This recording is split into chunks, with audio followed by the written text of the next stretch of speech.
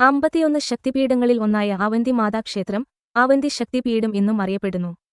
സതീദേവിയുടെ മേൽച്ചുണ്ടിന്റെ ഒരു ഭാഗം വീണത് ഇവിടെയാണെന്ന് വിശ്വസിക്കപ്പെടുന്നു. മധ്യപ്രദേശിലെ ഉജ്ജയിനിനടുത്തുള്ള ഭൈരവകുന്നിന്റെ ചുവട്ടിലെ ക്ഷിപ്ര നദിക്കരയിൽ ഈ പ്രശസ്തമായ ക്ഷേത്രം സ്ഥിതി ചെയ്യുന്നത് ഗാഡ് കാളിക ക്ഷേത്രം എന്നും അറിയപ്പെടുന്നു.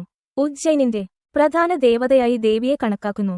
ഒരുകാലത്ത് ഭഗവാൻ കൃഷ്ണൻ, ബലരാമൻ, സുധാമാവ് എന്നിവർ ഋഷി സാന്ദീപനിയിൽ നിന്ന് വിദ്യാഭ്യാസം നേടിയ സ്ഥലമായിരുന്നു ഈ പ്രത്യേക ക്ഷേത്രം. ഇത് ഇന്ത്യയിലെ വളരെ പ്രധാനപ്പെട്ട ഒരു സ്ഥലമാക്കി മാറ്റുന്നു. ഇവിടെ ശിവന്റെ ഭൈരവരൂപം ലംബകർണൻ എന്ന പേരിലാണ് അറിയപ്പെടുന്നത്. അവന്തി ദേവി ശ്രീ മഹാകാളിയുടെ രൂപത്തിലുമാണ്. പ്രപഞ്ചത്തിൽ സന്തുലിതാവസ്ഥ നിലനിർത്താൻ ആദിശക്തിയും ശിവനും ഒന്നിച്ചുചേരുന്നു. നന്മ നിലനിൽക്കണമെങ്കിൽ അവർ എപ്പോഴും ഒരുമിച്ചായിരിക്കണം. അവന്തി എന്നാൽ എളിമ എന്നാണ് അർത്ഥമാക്കുന്നത്. ലംബകർണൻ എന്നത് നീണ്ട ചെവിയുള്ളവനെയാണ് സൂചിപ്പിക്കുന്നത്. ദേവി അവന്തിയെ അവന്തിക എന്നും മഹാകാളി എന്നും വിളിക്കുന്നു. ഇന്ത്യയിലെ പഴയ ക്ഷേത്രങ്ങളിലൊന്നായ ഇത് 5000 വർഷം പഴക്കമുള്ളതായി കണക്കാക്കപ്പെടുന്നു. അവന്തി ദേവി അഷ്ടദശ പീഠക്ഷേത്രങ്ങളിൽ ഒന്നാണ്. ഭൂമിയിലെ മോക്ഷത്തിലേക്ക് നയിക്കുന്ന 7 സ്ഥലങ്ങളിൽ ഒന്നാണ് ഈ ക്ഷേത്രം. സപ്തപുരി എന്നും അറിയപ്പെടുന്ന ഉജ്ജയിൻ ഇന്ത്യയിലുടനീളമുള്ള 7 പുണ്യനഗരങ്ങളിൽ ഒന്നാണ്.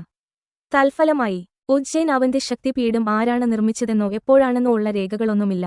എന്നിരുന്നാലും അത് മിക്കവാറും BC 4-ാം നൂറ്റാണ്ടിൽ അവന്തി രാജ്യം ഉജ്ജയിൻ സ്ഥാപിച്ചതാണെന്നാണ് കരുതുന്നത്. ഈ പ്രദേശത്ത് ആധിപത്യം സ്ഥാപിച്ചവരും രാജവംശത്തിന്റെ പുണ്യസ്ഥലവുമായിരുന്ന അവന്തി രാജാക്കന്മാരാണ് അവന്തി ശക്തിപീഠം എന്ന പേര് കൊണ്ടുവന്നത്.